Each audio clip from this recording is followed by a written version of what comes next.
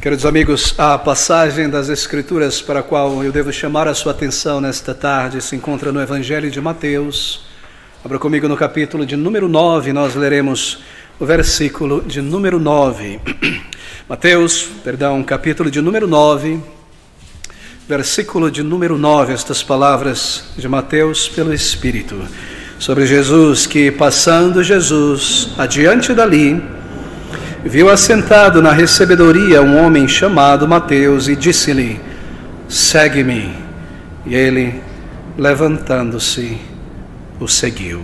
Bem, isso é a respeito de uma dedicação total, completa ao Senhor Jesus Cristo. Em nossa última consideração deste capítulo de Mateus, nós vimos fé total no Senhor Jesus Cristo para a salvação, para o perdão, para uma nova vida. Isto ilustrado no caso do homem paralítico, perdoado e curado por Cristo. E aqui agora, no chamado de Mateus, dedicação total ao Senhor Jesus Cristo, ilustrado no chamado de Mateus para a salvação e para o ministério, para o apostolado, para ser um servo do Senhor Jesus Cristo. Um chamado surpreendente, devo dizer, e uma resposta maravilhosa por parte de Mateus, colocada aqui pelo Espírito Santo para ilustrar a verdadeira entrega, a verdadeira dedicação de um crente, de uma pessoa ao seu Salvador. É maravilhoso, queridos irmãos. Deixe-me seguir por estes versículos junto contigo nesta tarde. Traga a tua atenção, coloque os teus olhos aqui,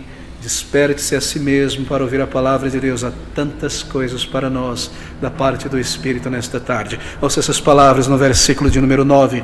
E Jesus, passando adiante dali, viu assentado na recebedoria um homem chamado Mateus. Passando dali, isto é, passando adiante, saindo daquela residência onde ele havia pregado, perdoado aquele homem, recuperado a saúde daquele paralítico e agora seguindo em seu caminho, nos diz Marcos e Lucas, em direção ao lago da Galileia. Bem, ele está em Cafarnaum ainda, aquela cidade onde ele se estabeleceu, chamada aqui por Mateus de a cidade de Jesus. Na verdade, uma cidade temporária para o seu ministério ali na Galileia. Cafarnaum, nós lemos a respeito. E outra vez o Senhor se dirige à beira daquele lago, onde ele realizou tantos milagres e pregou palavras de verdade a tantas e tantas multidões naquele período do seu ministério na Galileia, isto é, no norte de Israel. E Lucas nos diz, ou melhor, Marcos nos dá alguns detalhes a respeito deste momento. Mateus diz que ele, passando adiante,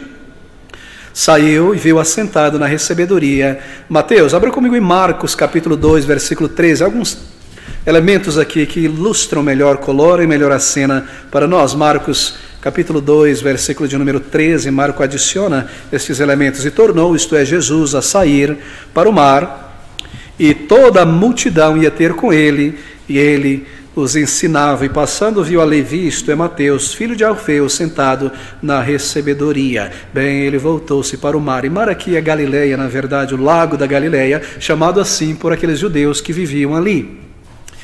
Uma multidão o seguia, uma imensa multidão, muito provavelmente a multidão reunida ali naquela casa, e muitos outros mais se ajuntaram àquela imensa multidão para ouvir o Salvador de Deus que veio a este mundo. Muitos vieram ter com ele, e ele os ensinava, nos diz Marcos. Mas Marcos e Lucas não nos dizem exatamente o que o Senhor os ensinava, mas nós sabemos, amigos, nós já sabemos o que ele ensinava. Ele ensinava salvação pela graça, ele ensinava em salvação gratuita, ele ensinava salvação livre pelos seus méritos, a salvação de Deus a homens e mulheres pecadores, exatamente o contrário daquilo que ensinavam os fariseus e os escribas, que ensinavam salvação por méritos, salvação por um pedigree religioso. Jesus Cristo, ele ensinava salvação pela graça.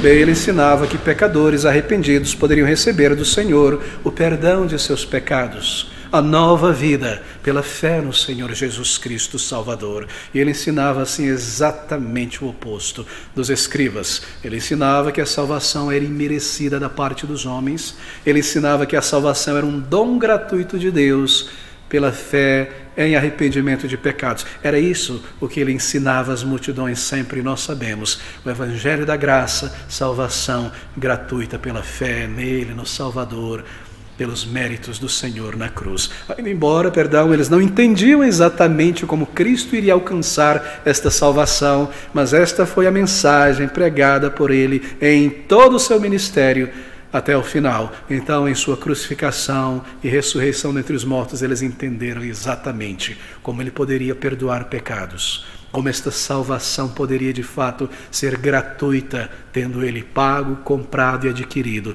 para pecadores. Bem, nós lemos então isto, e Jesus, passando adiante dali, Mateus capítulo 9, versículo 9, viu assentado na recebedoria um homem chamado Mateus. Assentado na recebedoria, junto ao lago da Galileia, um homem chamado Mateus. Bem, algo interessante sobre Mateus.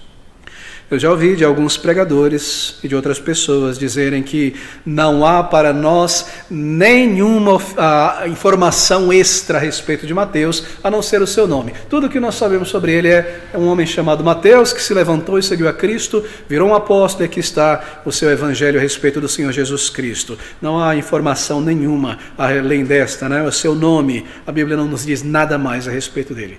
Bem, isso é verdade se você lê a Bíblia superficialmente. Isso é verdade, não há nada mais além do seu nome, Mateus, um levita, ou melhor, Levi, que seguiu o Senhor Jesus Cristo. E, mas, queridos, há tanta informação aqui a respeito de Mateus, porque o próprio Mateus chama a si mesmo, na lista dos discípulos, no capítulo 10, de Mateus, o publicano.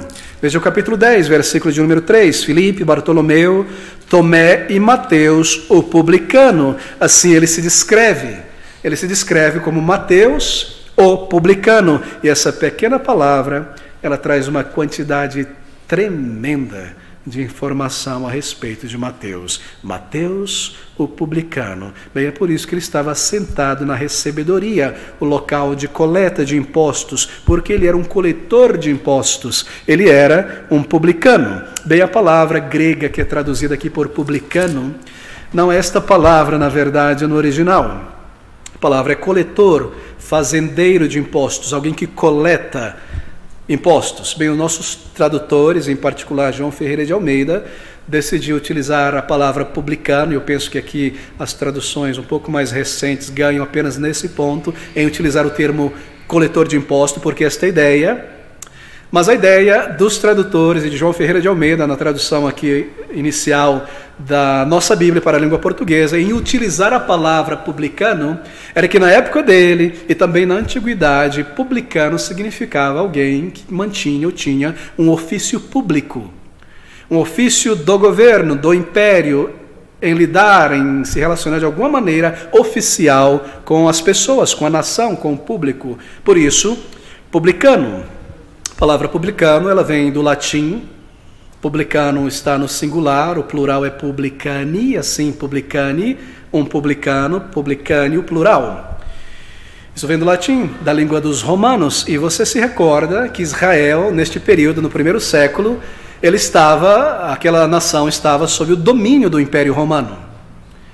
E o domínio da sociedade romana, e havia em Israel dezenas de soldados romanos, e haviam seus cônsules, seus governadores, tudo pertencia aos romanos. A terra, o povo era submisso, escravo dos romanos. E esta ideia por trás, e esta palavra publicano ainda traz uma significação histórica para nós. Bem, você se recorda, permita-me fazer uma pequena digressão histórica aqui, não levarei muito tempo nessa questão, mas a sociedade romana, você sabe, ela era dividida neste período do primeiro século, no Império, em 5 grupos, ou 5 categorias ou grupos sociais bastante distintos naquela sociedade. Havia na sociedade romana, neste período, a classe dos patrícios, que eram descendentes das primeiras famílias romanas, assim, eram proprietários de terra, grandes latifúndios pertenciam a eles, tanto no período da República, no período inicial, quanto no período do Império. Esses homens, eles ocupavam, os patrícios, aqui no período do império, cargos elevados, cargos altíssimos. Eles eram cônsules, os patrícios eram senadores, os cônsules representativos ali da nação e dos proprietários de terra. Então havia primeiramente este grupo nesta sociedade romana naquele período, e havia então a classe dos plebeus. Os plebeus era quem formavam a maior parte, a maior fatia da sociedade romana na época, a plebe. E a plebe era composta basicamente de pequenos comerciantes, artesãos, comerciantes em geral, trabalhadores livres, e os plebeus possuíam poucos direitos, pouca participação na vida política. Realmente era uma sociedade agrária. Assim, os latifundiários ou proprietários de terra possuíam grande força e grande representatividade ali como cônsules, como senadores, mas a grande fatia daquela sociedade eram os plebeus, que tinham poucos direitos, comerciantes desse tipo. E havia também os chamados clientes, era uma terceira categoria daquela sociedade. Clientes eram homens livres, isto é, eles não eram escravos. E os clientes, por isso o termo clientes, eles viviam presos aos patrícios. Eles possuíam uma forte relação de dependência com os patrícios, porque eles precisavam da terra pertencente àquela primeira classe. Daí clientes, alguém que usava, não é? Que precisava, que dependia de um outro. E essa classe dos clientes era formada basicamente por estrangeiros e por refugiados ali, pobres em Roma e no Império Romano. E por final, ou penúltimo, havia os escravos, uma camada sem nenhum direito social. E quando eu falo sobre escravos, não confunda o escravo moderno, europeu, africano com o escravo da antiguidade. É uma escravidão totalmente diferente. Havia filósofos que eram escravos naquela época, e grandes inventores que eram escravos naquela época. Mas os escravos eram uma camada sem nenhum direito social. Eram bens, pertenciam aos seus senhores, e em sua grande maioria eram prisioneiros de guerra, vendidos como mercadoria para os patrícios, para os plebeus, para servir de mão de obra escravizada. Eles não recebiam pagamento pelo seu trabalho, apenas comida, apenas vestimento, apenas alojamento. O seu senhor tinha direito de tirá-lo à vida. Foi aos poucos que direitos começou a ser estabelecido, ou produzido para aquela classe social. Mas aqui estão os escravos e, por último, haviam os libertos, ex-escravos que obtiveram a liberdade por concessão do seu proprietário ou que chegaram a comprar esse direito. Nós lemos a respeito de Herodes, não é, que tinha comprado este direito. Paulo era um cidadão romano, não porque tinha comprado, mas porque tinha nascido no Império Romano. Assim, meus queridos, perdoe-me entediá-lo com essa questão mais histórica, porque senão é o nosso foco. Mas isso estabelece o pano de fundo que nós queremos lidar aqui. Aqui estava aquela sociedade romana. Patrícios, plebeus, clientes, escravos, libertos. E essa estrutura social, essa estrutura, assim por dizer, governamental, ela se impunha também sobre as províncias romanas. E Israel, você se recorda, era uma província romana. Entre os patrícios, a primeira classe, a classe mais elevada, haviam certas divisões de classe também, duas classes, sobretudo. Havia a primeira classe, não irei mencionar as demais, mas havia entre os patrícios a classe dos equestres. E os publicanos possivelmente pertenciam a esta classe. Era um grupo que pertencia à classe dos equestres, que pertencia à classe dos patrícios, tanto na República, o período inicial, quanto no Império Romano. E esses publicanos, eles eram responsáveis por suprir, ou melhor, essa classe equestre, detentores de terra, era responsável para suprir ao Império Romano seus soldados para a guerra, suas legiões. Lembre-se que Roma não tinha o seu próprio exército. Isso era suprido por esses patrícios, pela classe equestre. Dali estavam os pretorianos, não é? A guarda imperial também era formada por muitos desses patrícios da classe equestre. Eles também eram responsáveis pela supervisão de construções públicas, prédios públicos. E quantos prédios públicos haviam em Roma e nas províncias do Império Romano também, tanto ali na cidade quanto em outros lugares do Império. Eles eram responsáveis também, a classe equestrica ou publicana, pela coleta do imposto, tanto em Roma quanto do imposto no Império Romano, seja na Itália, seja nas outras províncias. Assim, eles tinham o controle público por parte do governo romano, por parte do Império, a licença do Império para realizarem ou representarem os contratos públicos com o Senado romano, para coletarem os impostos, para representar o Império diante das províncias, extrair o ganho, daí o termo publicano.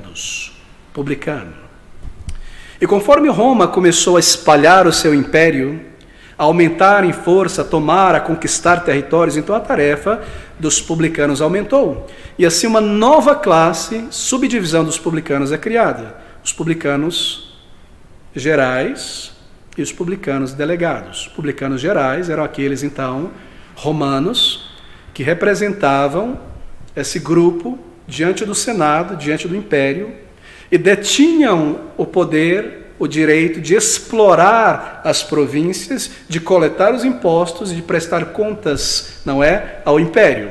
Mas como o Império se espalhou e aumentou o trabalho, então a segunda classe foi estabelecida, que são os publicanos delegados. Quem eram esses publicanos delegados? Bem, eram pessoas das províncias, romanos ou não, indivíduos das sociedades que estavam sob o Império Romano, que compravam desses publicanos gerais uma parcela, uma fatia do direito para explorar uma região. Queridos amigos, e nós estamos falando sobre Israel.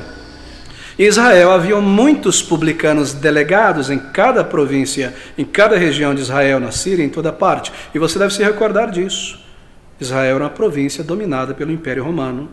E os publicanos gerais, que eram cidadãos romanos, eram responsáveis por contratar publicanos delegados em cada província do Império. E em Israel, um destes publicanos delegados era Mateus. Será que não há muita informação sobre Mateus nessa pequena palavra? Não só Mateus, como Zaqueu. Em Israel havia pelo menos 3 postos de coleta de imposto. Havia um em Cesareia, à beira do mar Mediterrâneo, um porto onde chegavam as mercadorias, transporte, tudo da Grécia e de outras partes, de Roma também. Havia um outro posto de coleta em Jericó, ali estava Zaqueu, nós lemos a respeito dele, junto ao Rio Jordão, que dava fronteira com a Jordânia atual, com o outro lado ali, entrada também, e havia um terceiro posto de coleta geral, que era em Cafarnaum, que estava próximo àquela grande estrada internacional, que era a Via Maris, não é o grande comércio que passava por ali, e alguém dominava aquela extração de imposto, um publicano geral, e sob o comando, a autarquia deste publicano geral, estavam os publicanos delegados, e um deles ali era este homem, descrito aqui no versículo de número 9. E Jesus, passando adiante dali, junto ao lago da Galileia, viu assentado na recebedoria, o local de coleta, uma pequena tenda, uma pequena cabine de madeira, com uma mesa, nos dizem os historiadores, onde as pessoas vinham para pagar os impostos. Sentado na recebedoria, um homem chamado Mateus. Um homem chamado Mateus. Ele próprio se diz, no capítulo 10, versículo 3, Mateus, o publicano. E assim como Zaqueu, Mateus era alguém que conseguira fazer um contrato público com os romanos para coletar o imposto devido e tirar a sua parte. E funcionava da seguinte maneira: o coletor geral, o publicano geral, ele estabelecia o valor que as províncias deveriam enviar para o império. Os coletores gerais estabeleciam o valor que eles deveriam tirar para entregar ao império, claro, né? E estabelecia o valor que o publicano, o coletor ou delegado deveria repassá-lo, uma fatia dividida, ou seja, franquias, nada mais, não é? E assim Mateus, ele estava obrigado a repassar ao coletor geral, o publicano geral, uma fatia estabelecida, e o publicano geral ao império. E além desta fatia que ele deveria passar, ele tirava o seu lucro, e era assim que era realizado. Depois de ter coletado o valor necessário, estabelecido pela lei, tudo mais era dele. E ó, queridos amigos, assim, para tirar sua parte, ele poderia extorquir e oprimir os seus compatriotas como desejasse.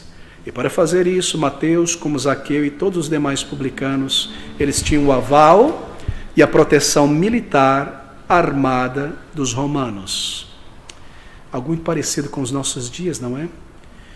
E enquanto Mateus ficava rico, muitas famílias experimentavam a pobreza. Mateus era uma pessoa que ganhou muito, muito dinheiro, fazendo negócio com os romanos, que eram os principais inimigos de Israel, que ocuparam seu território, que estavam helenizando a sociedade, trazendo paganismo para a sociedade. Mateus, como os demais publicanos, haviam muitos, certamente recebeu uma educação formal Ele sabia ler, sabia escrever, sabia falar o grego, que era o inglês daquela época, a língua universal, internacional do comércio e da literatura naquela época. Possivelmente entendia também o latim, a língua romana. Ele tinha uma compreensão boa de contabilidade para gerenciar aquele negócio contábil, uma compreensão de administração, de gerenciamento e uma compreensão jurídica. Certamente Mateus era uma pessoa muito astuta, muito inteligente, mas também uma pessoa muito capciosa, escorregadia, uma cobra, como é típico de pessoas que fazem um tipo de trabalho opressivo como este em busca de dinheiro vivo. Com suas habilidades e a sua cobiça, ele adquiriu muitos bens, uma posição de publicano. Ele abandonou a sua religião para isso, abandonou a sua fé, abandonou a sinagoga, abandonou o templo. E por causa disso, ele era naturalmente uma pessoa detestada pela sociedade judaica. Banido certamente das cerimônias, banido da sinagoga de Cafarnaum, onde ele provavelmente vivia, banido do templo e seus sacrifícios, banido de qualquer ajuda espiritual. Um homem perdido aos olhos da religião, um homem perdido em todos os sentidos morais. Uma vida licenciosa, uma vida pecaminosa. Os judeus detestavam, odiavam os publicanos. Detestavam mais os publicanos do que os samaritanos. Eles eram traidores da nação.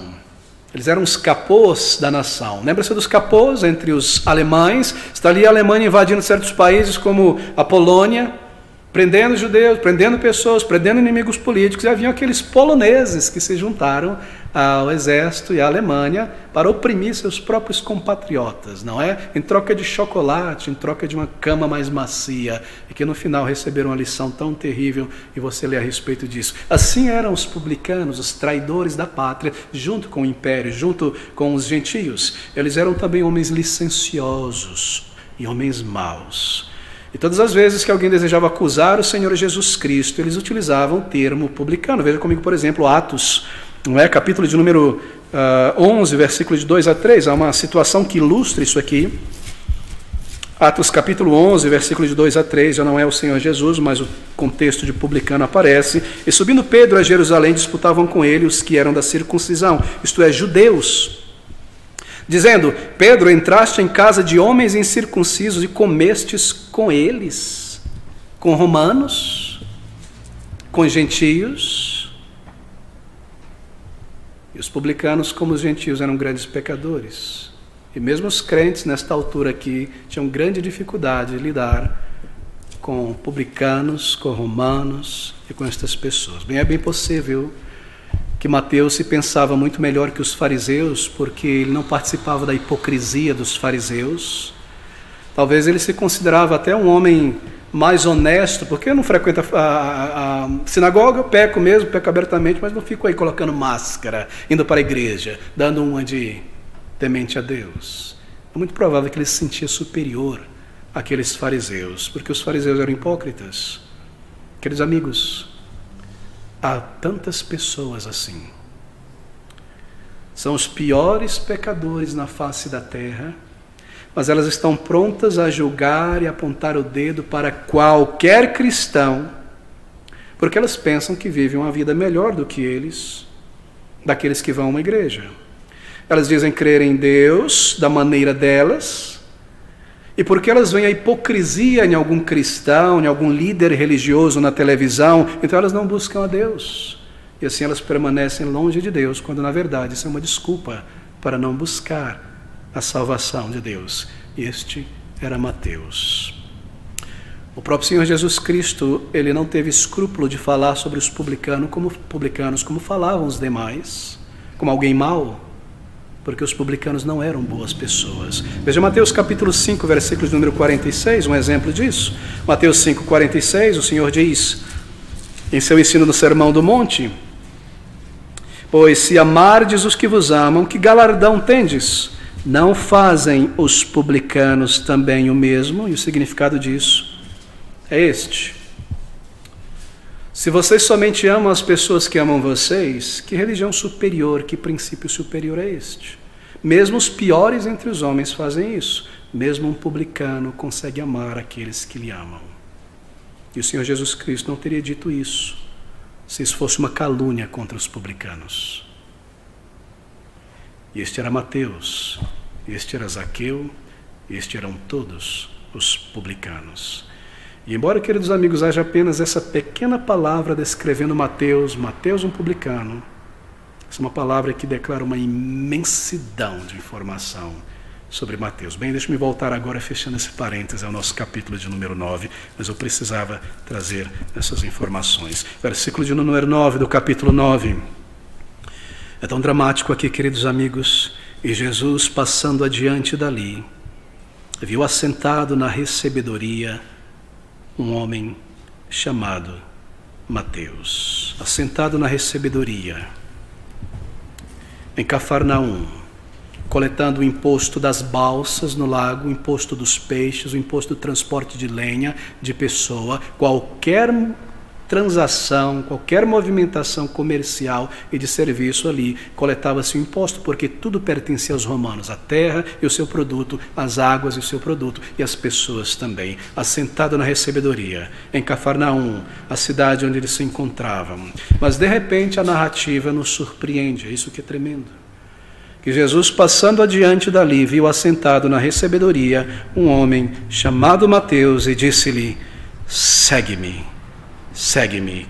E ele, levantando-se, o seguiu. Bem, a impressão que nós temos em uma primeira leitura superficial aqui desse chamado é que o Senhor Jesus Cristo estava passando por ali, por acaso, em uma certa direção, viu Mateus e disse: Mateus, do nada, segue-me. E Mateus começou a seguir. Parece que essa é a impressão que nós temos aqui, não é? Mas essa é uma impressão errônea, porque essa não é a história completa, é claro. Porque conforme você lê esses 3 primeiros evangelhos, os evangelhos sinópticos, você descobre que há muito mais informação sobre este evento. E você percebe que é bem possível que Mateus tenha encontrado o Senhor Jesus Cristo anteriormente, e que um chamado, digamos, um chamado inicial anterior já tinha sido feito a Mateus. E quando você lê João e sobretudo Lucas, você observa que os demais discípulos também já tinham tido um contato com o Senhor Jesus Cristo antes de ter sido chamado pelo Salvador. Antes de serem formalmente, digamos assim, comissionados por tempo integral. E eles interagiram com o Senhor, ouviram o Senhor, estavam junto com a multidão, viram milagres, estavam impressionados com o Senhor. E eles desejavam seguir o Senhor, mas estavam titubeando. Então chegou o dia, quando o Senhor Jesus Cristo foi até eles, os viu naquele barco, naquela pescaria, consertando as suas redes, e disse a eles: sigam-me. E eles o seguiram. Foi então quando eles deixaram as redes, deixaram o negócio, deixaram tudo para trás e seguiram o Mestre permanentemente. Deixa eu me dar um exemplo disso. Abra comigo em João 1, versículo 35 e 45. Aqui está o primeiro chamado, digamos, erradamente, mas digamos o chamado informal que o Senhor deu àqueles discípulos. João capítulo 1, versículo 35 a 45. No dia seguinte, João, este é João o Batista, estava outra vez ali depois, e 2 dos seus discípulos de João o Batista. E vendo passar a Jesus, disse: eis o Cordeiro de Deus. E os 2 discípulos ouviram-no dizer isto e seguiram a Jesus.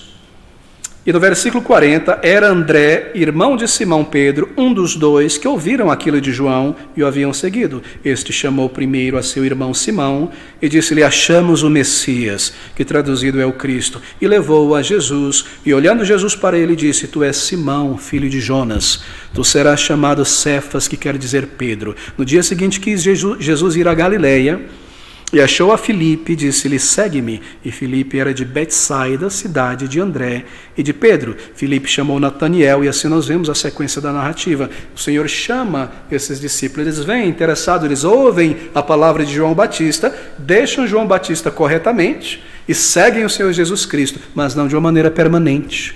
Porque nós lemos que eles voltam depois a pescar, voltam depois a cuidar dos seus afazeres, até que vem o chamado, digamos, oficial, o chamado irresistível do Senhor Jesus Cristo dirigido àqueles discípulos. Veja Marcos capítulo 1, versículo de número 16, este chamado final. Marcos 1, 16. E andando junto do mar da Galileia, Jesus viu Simão e André, seu irmão. Este é o segundo encontro, digamos assim. ou segundo chamado, melhor dizendo, que lançavam a rede ao mar, pois eram pescadores. Eles ainda eram pescadores. E Jesus lhes disse: vinde após mim, e eu farei que sejais pescadores de homens. E deixando logo as suas redes, o seguiram. Deixando logo as suas redes, o seguiram. E é algo semelhante a isto aqui, que muito provavelmente está acontecendo aqui com Mateus, no capítulo 9, versículo de número 9. E Jesus, passando adiante dali, viu assentado na recebedoria um homem chamado Mateus, e disse-lhe: segue-me. E ele, levantando-se, o seguiu. E Lucas adiciona que ele, deixando tudo, levantou-se e o seguiu. Bem, isso é maravilhoso, queridos amigos. Isso é maravilhoso. Isso é absolutamente tremendo. Queridos amigos, é isso que nós necessitamos aqui. Esse é o chamado de Jesus Cristo. Esse é o chamado do Salvador. Está tudo aqui. Parte da conversão de uma pessoa envolve este chamado do Senhor Jesus Cristo, Salvador. Em um determinado momento, os meus olhos são abertos, eu vejo, eu encaro a minha pecaminosidade e os meus pecados. Eu sou um pecador. Eu sou alguém alienado de Deus, eu sou culpado, eu tenho sido muito, muito orgulhoso e malicioso, mas de repente há uma mudança em mim. Eu percebo que eu não sou nada mais do que uma pessoa mesquinha. Eu estava vivendo em meus pecados, morto neles, de repente uma mudança acontece. E de repente sobe a minha consciência e percepção pessoal, que eu não tenho sido nada mais do que uma pessoa impura, mesquinha, egocêntrica, e eu preciso desesperadamente do perdão de Deus. Eu preciso da salvação do Senhor. Eu entendo o que o Senhor Jesus Cristo fez na cruz do Calvário. Ele é o Salvador, o que Ele sofreu, o que Ele pagou, o que Ele alcançou por pecadores como eu. E eu creio nele, eu desejo a nova vida, eu desejo ir para o céu. Eu preciso destas coisas, mas há esse pecado, essa ambição, essa vaidade escondida ali atrás que eu não quero abandonar. Então vem o chamado do Senhor Jesus Cristo. E Ele diz: em nossa alma há algo faltando em você. Há algo faltando em tua alma. Você quer se arrepender, você quer uma nova vida, mas deixe tudo para trás. Deixe esse pecado, deixe essa ambição, deixe tudo e siga-me. Esse é o chamado de Cristo. E é isso que aconteceu com Mateus. Querido amigo, você já ouviu este chamado? Ele já ressoou em tua alma, em tua consciência. Você deseja salvação, e há este conflito com o ego, com o orgulho, com este pecado que você tanto ama e mantém, e alimenta, e você ouve o chamado de Cristo. Eu quero que você me siga. Eu quero que você deixe tudo, todo o teu mundanismo e me siga. Deixe o ego, deixe o amor pelo pecado, deixe o controle de si mesmo, deixe essas ambições terrenas, deixe essa vaidade carnal e este orgulho, deixe o amor por este mundo, a busca por este mundo e siga-me. Me obedeça. E sirva-me, e viva para mim, e me adore, e crie os teus filhos para mim, e onde eu for, tu vens, e siga-me, siga-me. Esse é o chamado do Senhor Jesus. E você ouve esse chamado, mas você obedece. Você ouviu esse chamado, mas você obedeceu. Há alguma luta dentro de você? Há um conflito dentro de você?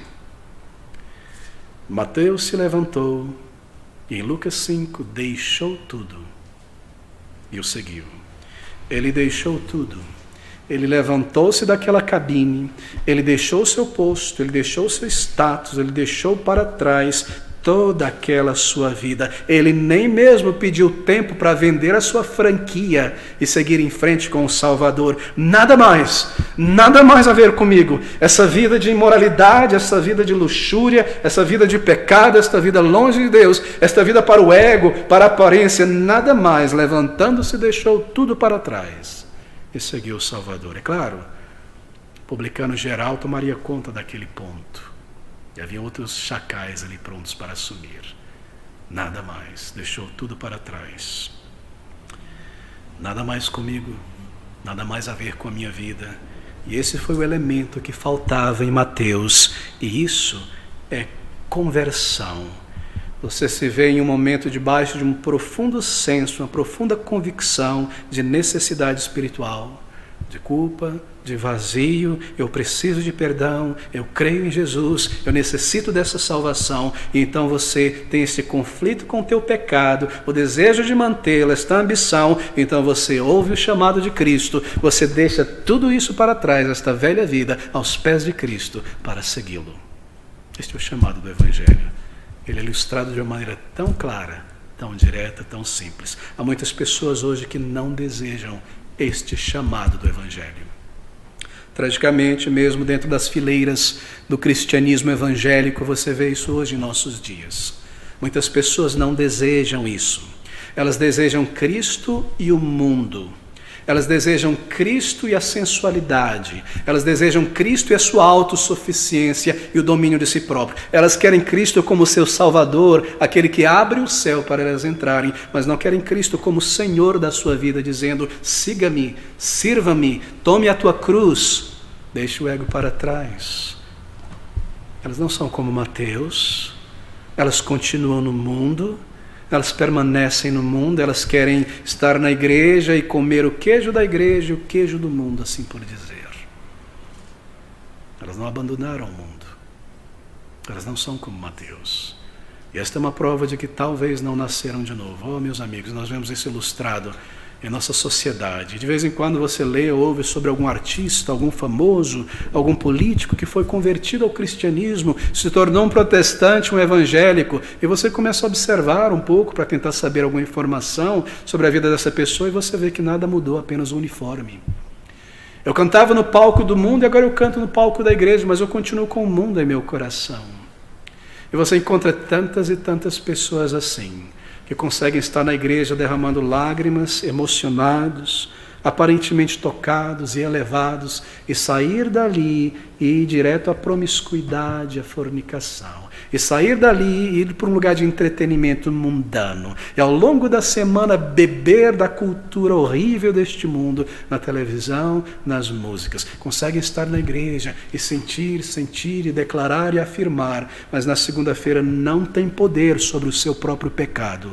Não tem poder porque não nasceram de novo, não receberam o Espírito de Deus. Por quê? Por quê? Porque tendo ouvido aquela voz, segue-me. Deixe o mundo para trás. Não, elas querem carregar o mundo. E por isso não podem passar por essa porta estreita para a salvação. Fé, entrega total, arrependimento completo. Bem, este era o elemento que faltava na pessoa de Mateus. Mas Mateus então deixou tudo para receber o tesouro da vida eterna. E nós lemos sobre Moisés, não é? Que preferiu sofrer com o povo de Deus do que o prazer passageiro deste mundo, e tantas e tantas e tantas pessoas. E o testemunho delas na palavra de Deus. Quando o chamado de Cristo vem e você é salvo,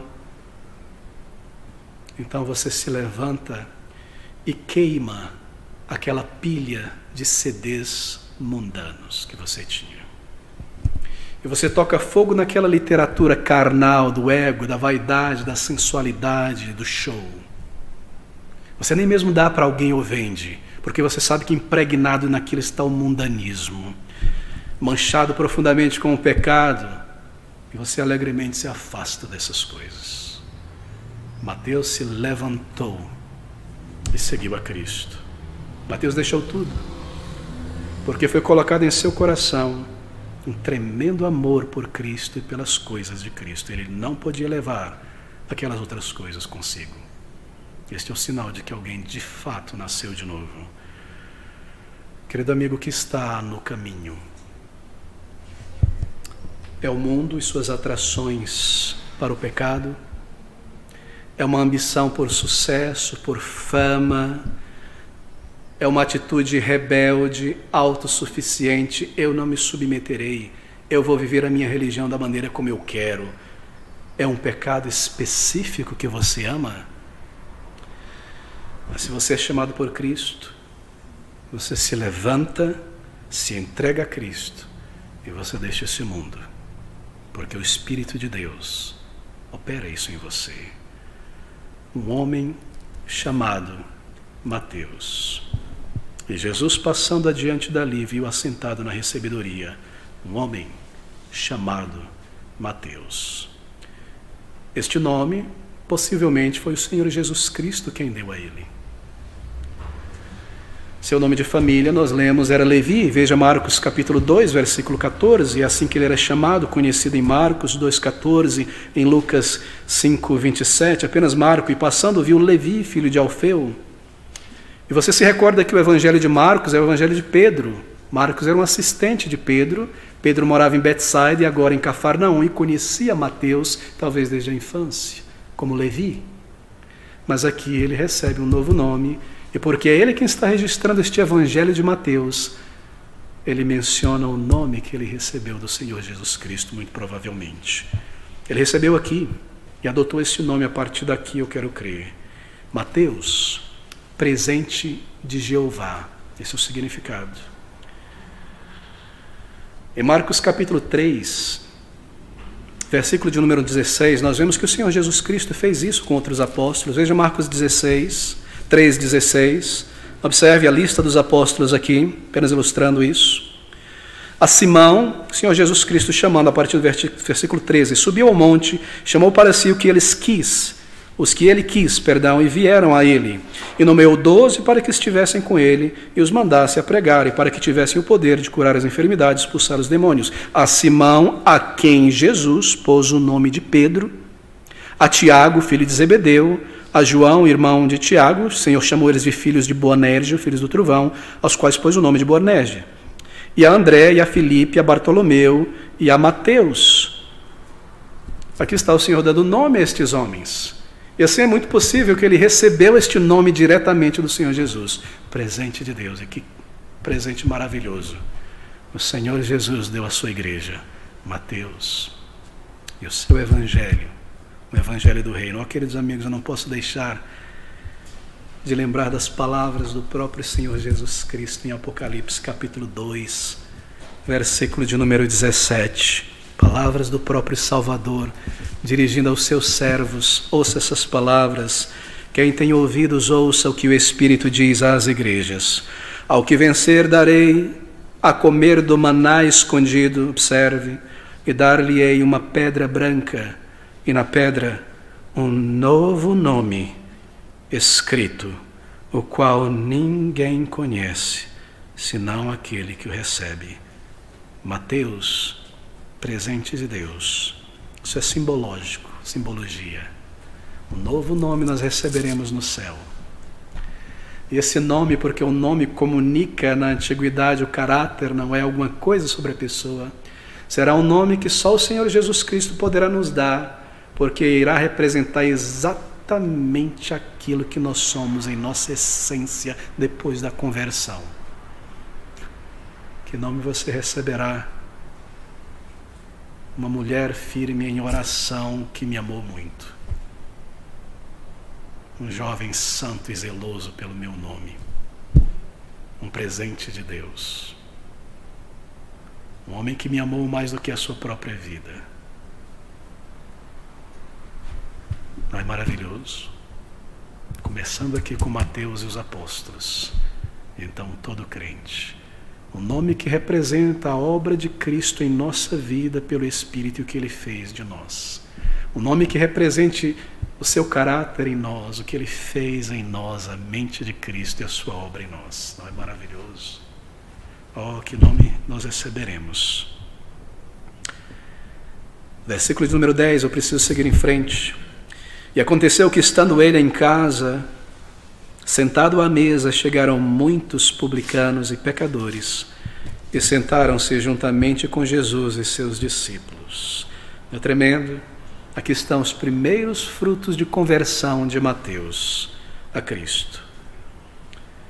Os primeiros frutos e sinais de que ele foi uma pessoa salva, que o Espírito agora habitava nele. Sabe qual foi esse sinal, esse primeiro fruto nele? Está aqui, ó. Aqueles que são chamados por Cristo ao arrependimento e à salvação, salvos por Cristo, eles irão intensamente desejar que outras pessoas, como elas, conheçam seu Salvador. E aconteceu que, estando ele em casa, ele não nos diz porque ele é humilde, ele não quer colocar o foco em si, mas Lucas nos diz que esta casa era a casa de Mateus. Marcos também nos diz.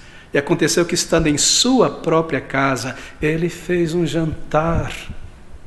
Ele chamou o Salvador.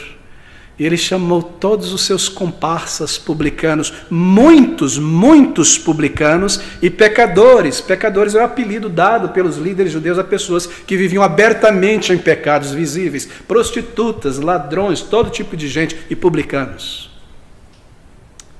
Aqueles que são chamados por Cristo e salvos não param de desejar que outras pessoas sejam também salvas. Muitos publicanos, muitos pecadores. Mateus não era o único rico publicano que se tornou desperto para com sua pecaminosidade, que desejou o perdão, a nova vida, que seguiu a Cristo, que clamou por misericórdia. Aqui está ele, em uma última grande recepção em sua casa, dando ao Senhor Jesus Cristo um púlpito e uma plataforma para pregar o seu evangelho a dezenas de pessoas que eram do círculo de influência de Mateus. Convertido. Uma das coisas maravilhosas nos novos convertidos, quando nós somos salvos, é a grande compaixão visível que há neles por pessoas perdidas. Elas querem testemunhar, eles querem falar de Cristo, a familiares, a colegas, a amigos. Eles não medem esforço, eles se esforçam, eles levam o evangelho, eles fazem algo nesse sentido. Mas, querido amigo, se isso não estiver presente em você, é difícil imaginar como uma pessoa possa ser salva, recém-convertida e não possuir amor por almas. É triste, não é? Quando este zelo dado pelo Espírito no momento da conversão, este zelo vem, a se arrefecer em alguns crentes. Como pastor, é uma das maiores tristezas que observo, além de alguém se afastar do aprisco de Cristo, levado para longe. Se arrefecer por amor a almas, depois de anos de vida cristã, tendo crescido na fé, tendo provado o Senhor, tantas respostas de oração, um crente mais maduro, visto a mão de Deus de tantas e tantas formas, recebido tantas bênçãos, venha se tornar agora indiferente para com a salvação de outras pessoas. Venha perder a compaixão pela alma de outras pessoas. Uma grande tragédia. Nós não deveríamos deixar isso acontecer. Nós deveríamos lutar contra isso, lutar contra isso. Quando foi a última vez que nós oramos por uma alma e fomos testemunhar a ela? Nós devemos nos perguntar isso. Que desejamos de coração, orando ao Senhor por uma oportunidade para evangelizar alguém, e agarramos aquela oportunidade. Quando foi que esse arrefecimento começou? Se você é um crente em Jesus. Bem, Satanás cochicha no nosso ouvido, não é? Agora não, hoje não. Para que constranger as pessoas? Você vai perder pontos, você vai perder amizades. Agora não, hoje não. E às vezes também nós nos permitimos que as responsabilidades desta vida roubem todo o nosso zelo por almas. Oh, queridos, eu falo com toda a simpatia aqui. Você às vezes vê um jovem recém-convertido com fogo, com zelo por servir a Cristo, sai na chuva, no calor, sai do trabalho cansado, servindo a Cristo, toda oportunidade. E os anos vão passando, ele está crescendo, ela está crescendo, e de repente este jovem se casa. E responsabilidades vêm, agora eu casei, eu me formei, eu entrei na universidade, e aquele zelo começa a arrefecer. E filhos vêm, eu já não tenho mais tempo. E a carreira vem, eu preciso crescer na minha carreira, preciso estudar agora uma língua estrangeira, fazer esse curso, fazer um curso de planilha, fazer isso aqui, e isso e aquilo mais, e eu não mais sirvo o Senhor. Eu quero fazer um concurso, isso, e para chegar nisso, aquilo, e os anos vão passando. E agora eu tenho meus filhos, preciso criá-los como grandes profissionais. Ou eu comprei essa casinha, essa chácara, isso e aquilo mais. Coisas que deveriam ser boas e legítimas, sugam e roubam todo o nosso zelo. Não é triste? Não é triste? roubar todo o nosso zelo por almas, ao ponto de que nós devemos nos perguntar: será que eu devo evangelizar com a igreja? Será que isso, aquilo? Mas Mateus, em sua primeira oportunidade, dá a Cristo uma oportunidade para comunicar o seu evangelho a outras pessoas. Nós devemos nos arrepender de termos tornado tão frios e despreocupados, e orar com sinceridade e fervor que o Senhor restaure em nós este zelo e acenda um fogo em nós por almas, e firme esse zelo diário em nós de compaixão por almas necessitadas. Deixa-me voltar a esse versículo 11. E os fariseus, vendo isto, disseram aos seus discípulos: por que come o vosso mestre com os publicanos e pecadores? Por que come o vosso mestre com publicanos e pecadores? Você consegue perceber a malícia aqui? Sabe o que eles estão dizendo? Eles detestavam, o Salvador. Eles detestavam Cristo. Cristo os roubava as multidões e o prestígio que eles amavam. Eles detestavam esta mensagem de salvação pela graça, mas eles tinham visto o poder de Cristo levantar o paralítico e perdoar os seus pecados. Eles tinham ouvido a autoridade de Cristo, e assim eles não ousavam ir diretamente ao Senhor aqui. Então eles foram aos seus discípulos, e aconteceu que, estando em casa, sentado à mesa, e os fariseus, versículo 11, vendo isto, disseram aos seus discípulos, eles não tinham coragem de ir diretamente a Cristo: o vosso mestre, por que come o vosso mestre com os publicanos e pecadores? Perceba a malícia. Sabe o que eles estão dizendo, aqueles discípulos de Jesus iniciantes? Que vergonha para vocês ter aceitado um homem como esse para ser o mestre, o rabino de vocês. É isso que eles estão fazendo com os discípulos, tentando dissuadi-los, lançá-los contra Cristo. E vergonha para vocês, olha o mestre de vocês, é o rabino de vocês, come e bebe com pecadores e publicanos. Mas será que eles não estavam certos nisso? Não eram de fato aqueles homens pecadores contra Deus, grandes pecadores, publicanos e pecadores? E comer com alguém numa sociedade significava concordar, ter comunhão, andar junto com a pessoa. Como é possível então que o Senhor Jesus Cristo, Santo de Deus, estivesse em companhia de pessoas assim? Ele estava fazendo isso por uma grande necessidade, não dele, mas deles. Versículo 12, e Jesus, porém, ouvindo, disse-lhes: não necessitam de médicos sãos, mas sim os doentes. Quando ele se reúne com essas pessoas de baixa reputação na sociedade, não foi para ser companheiro de seus pecados, não foi para comungar no erro com eles, mas para ser um médico para eles. Foi por isso. Há pessoas hoje no meio evangélico e reformado que ousam torcer, mutilar uma passagem como essa para dizer o seguinte: Jesus ia na festa, rapaz, comia e bebia. E por que o crente não? Oh, queridos amigos, Jesus Cristo Salvador em uma festa de comer e beber apenas? Não. Isso não era uma festa, isso era um jantar evangelístico organizado por Mateus. E ele foi ali como médico de almas. Comia e bebia, nos diz Lucas, os fariseus diziam: olha aqui Jesus bebendo, o que está errado em tomar uma cervejinha? Não, querido amigo, essa era a acusação deles contra Jesus. Não significa que Jesus fazia isso. E de fato não fazia, porque ele era um sacerdote. E o comando que ele próprio deu aos sacerdotes, como Deus que ele é que eles não deveriam beber e tocar em bebidas. Por acaso o Senhor contradiria isso? E nós não vamos entrar nesse ponto aqui, há um livreto disponível sobre este tema, o cristão e o álcool, mas aqui está a acusação dos fariseus, e aqui está a desculpa de crentes mundanos para estarem no mundo e beberem deste mundo. Não, uma reunião evangelística. Ele estava ali por uma grande necessidade, Filho do homem não veio para isso, mas para perdoar, salvar pecadores. Ele estava ali como um médico de almas. Os fariseus deveriam entender isso. Eles deveriam entender essa resposta do Senhor Jesus Cristo. Por quê? Porque não diziam eles que aquelas pessoas eram grandes pecadoras? Pessoas muito enfermas, por assim dizer? Não deveria então o Senhor ir a elas? Não deveriam elas serem curadas?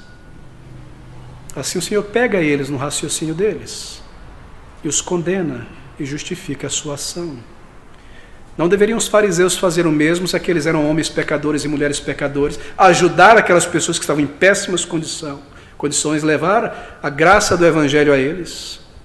Não são eles os guardiões da lei de Deus, que ensinavam a lei de Deus? É por isso que o Senhor Jesus Cristo continua dizendo no versículo 13, Ide, porém, e aprendei o que significa misericórdia quero e não sacrifício, porque eu não vim a chamar os justos, mas os pecadores ao arrependimento. Ele está citando Oséias, capítulo 6, versículos 6 e 7. Oséias 6, 6 e 7. Porque eu quero misericórdia e não sacrifício, e o conhecimento de Deus mais do que o holocausto. Mas eles transgrediram a aliança como Adão, eles se portaram aleivosamente contra mim. E o significado é este aqui no Antigo Testamento, um contexto de iniquidade. Como é que uma sociedade vivendo em iniquidade, em um contexto de iniquidade, poderia levar um sacrifício a Deus no templo? Seria um ato de desaforo na face de Deus. Era a manifestação de bondade para com Deus e para com o homem que Deus requeria. O que Deus requeria era o cumprimento da lei, amar a Deus sobre todas as coisas e ao próximo como a ti mesmo, e não um sacrifício físico sobre um altar. Deus não queria meramente sacrifícios rituais e liturgias. Veja Isaías capítulo 29, versículo 13, um pouco mais para trás. Ouça essas palavras agora. Porque o Senhor diz, Isaías 29, 13, porque o Senhor disse, pois que este povo se aproxima de mim, e com a sua boca e com seus lábios me honram, isto é, eles vão para a igreja, e eles fazem assim, oh Senhor, te louvamos, te adoramos, etc, etc, etc. E com os seus lábios me honra, mas o seu coração se afasta para longe de mim, e o seu temor para comigo consiste só em mandamentos de homens em que foi instruído. Eu fui batizado como um bebê, eu tenho um selo da aliança na minha testa, eu fui batizado 3 vezes, eu canto no coral, eu ajudo a igreja, eu distribuo cesta básica, eu faço isso, e o seu temor para comigo consiste em mandamentos de homens em que foi instruído. Mas quem disse isso? Quem requereu isso? Da vossa mão, diz o Senhor mais para frente. Não há temor e sinceridade no coração. Lábios, mandamentos de homens. Isso ilustra o fariseu. Um uniforme religioso, recitando suas orações, um coração longe de Deus. Queriam matar Lázaro depois que Cristo ressuscitou a Lázaro. Senhor, devemos apedrejar? Nenhum conhecimento da verdade, nenhuma misericórdia, nada. Esse é o significado. Quando não há mudança genuína no coração, esses ritos de passagem que você fez, essas liturgias, ir à frente emocionado e levantar a mão e o pastor orar com você, participar de alguma cerimônia, é nada mais do que ritualismo morto. É um coração regenerado que Deus aceita, e esse coração somente Ele pode dar. Isso não vem de você mesmo. Isso não vem através de um rito. Isso não vem através do esforço pessoal. Isso vem pelo arrependimento e fé completa, como Mateus. E Jesus, chamando Mateus, disse-lhe, segue-me. E ele, deixando o mundo para trás, o seguiu. Vem pelo arrependimento a nova vida. Vem pela fé no Salvador. O Senhor diz a ele, ide, porém, a eles, e aprendei o que significa.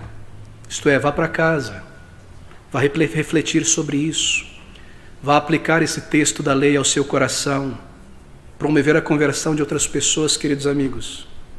É o ato de misericórdia mais inimaginável possível. E é isso que o Senhor Jesus Cristo estava fazendo ali. Sacrificar-se para levar o evangelho da salvação a outras pessoas é uma imensa misericórdia. Ide, porém, e aprendei o que significa misericórdia quero, e não sacrifício. Deixe-me concluir aqui, há tanto a ser dito. Ouça essas palavras finais. Porque eu não vim a chamar os justos, mas os pecadores ao arrependimento. Sabe o que está contido nisso aqui? O significado e o conteúdo da mensagem do Evangelho. Sabe qual é o conteúdo e o significado do Evangelho? É resumido nessa palavra: arrependimento. E se Satanás desejasse, ele deseja, é isso que ele faz, obliterar, eclipsar o Evangelho, sabe o que ele faria? Sabe o que ele faz? Ele deixaria a casca, o título, e retiraria o conteúdo e colocaria outro conteúdo no Evangelho. E é isso que nós vemos hoje. Evangelho não é levar sopa, ainda embora você deva fazer isso. Não é cesta básica, não é cantar no coral, não é participar de um show gospel, não é aprender o vocabulário evangélico, aleluia, vaso, amém, abençoado, recebo, toda essa parafernália que ele faz mais uma pessoa esquisita diante da sociedade. Evangelho não é cantar músicas e louvores, evangelho é arrependimento de pecados para com Deus e fé no Senhor Jesus Cristo. Ouça o que ele diz: porque eu não vim chamar os justos, mas os pecadores. Ele poderia ter dito chamar os pecadores ao céu, chamar os pecadores a uma nova vida, a uma nova bênção. Ele poderia ter dito tudo isso, não é? Mas exatamente o que ele faz, ele diz tudo isso através de uma palavra: ao arrependimento. Porque o arrependimento representa tudo isso. O arrependimento de pecados para com Deus é a porta para tudo isso. Arrependimento é a palavra usada por Cristo para representar o Evangelho. E se você ouve uma pessoa dizendo que está pregando o Evangelho e não há um chamado claro, incisivo, direto, bíblico, explicando ao arrependimento, o Evangelho não foi pregado. Se o pecado não é evidenciado, o Evangelho não foi pregado. Se a fé no Salvador não é evidenciada, o Evangelho não foi pregado. Porque ele veio a este mundo, porque ele enviou seus apóstolos, seus discípulos, porque ele dá pastores à igreja, porque ele comanda todo crente a evangelizar. Eu não vim chamar os justos, aqueles que se consideram justos diante de Deus, pela sua religião, pelo seu pedigree, pelo seu batismo, ou o que quer que seja, mas pecadores, enfermos, ao arrependimento. Este é o chamado do Evangelho. Este é o glorioso Evangelho da graça redentora. Este é o Evangelho que corta, que fere, que dói, que mata, mas é o único Evangelho que dá vida. É o Evangelho da verdade de Cristo Jesus. Você reconhece a tua pecaminosidade. Há um conflito, um desejo de salvação e o pecado te segurando. Você ouve a voz do Salvador e você se entrega. Se você se entrega, você é salvo. Arrependimentos, você confessa a Ele os teus pecados, se derrama por inteiro. Você pede por perdão, você crê no que Cristo fez, se entrega ao Senhor, um clamor da alma, uma entrega por inteiro. Então, sendo salvo, você se levanta desse contexto mundano para servir e seguir a Cristo, pelo caminho estreito para a vida eterna. Que o Senhor abençoe esta meditação na sua palavra e a aplique aos nossos corações e entendimentos juntos.